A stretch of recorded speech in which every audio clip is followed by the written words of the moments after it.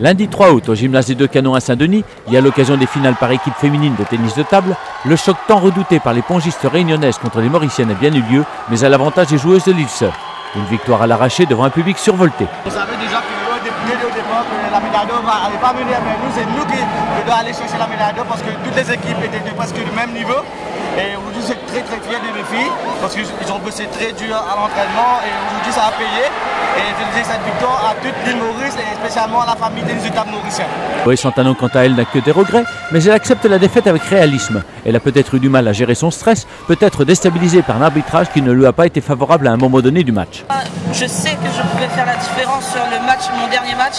Malheureusement, manque de concentration, le stress et voilà. Et l'arbitre qui n'est pas pour nous, enfin malheureusement, voilà. Ça tournait pas pour nous quoi en fait. Pour autant, les Réunionnaises n'ont pas démérité aux yeux du tacticien pays, même si elles ratent de peu le match en double et finissent par craquer devant la pression adverse. On est dessus, on rate le coach au niveau du double, on a une balle de match.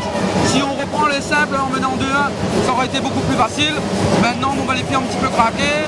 C'est dommage, mais elles ont livré une très belle prestation. On reste motivés, mobilisés déjà pour la finale des garçons. En tout cas, bravo aux filles, elles ont fait une belle prestation quand même. Chez les hommes, les Mauriciens en grand favori privent les pongistes réunionnais de la médaille d'or pour la 4e fois consécutive. Certes, c'est une belle victoire, mais maintenant il nous reste encore d'autres épreuves à aller chercher, d'autres médailles à aller chercher. Et j'espère que la chance sera de notre côté et que les joueurs se donnent au meilleur de leur-même. Une performance qui mérite d'être saluée, car les Mauriciens devaient gérer une grosse pression en jouant à la Réunion devant un public qui n'aurait été pas favorable. C'était très dur parce qu'on avait le public réunionnais contre nous, mais pour la suite, il y avait beaucoup de pression, mais après c'est très dur. Et on a tout donné pour vaincre les Réunionnais qui ont été très coriaces.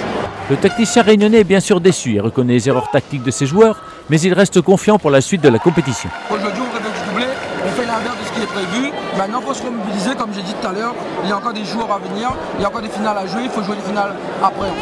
Mais en tout cas, Maurice a pris 2 médailles d'or, il y en a 7 de disponibles. On va tout faire pour en prendre aussi autant qu'eux. Le chef de file des pongistes réunionnais reste optimiste et compte bien évidemment prendre une revanche à l'occasion des compétitions en simple. On joue pour la Réunion, on joue pour son public, donc on donne tout à la table, mais la prochaine fois on donnera encore un peu plus pour passer ce match et gagner. Bon, maintenant la revanche c'est les individuels.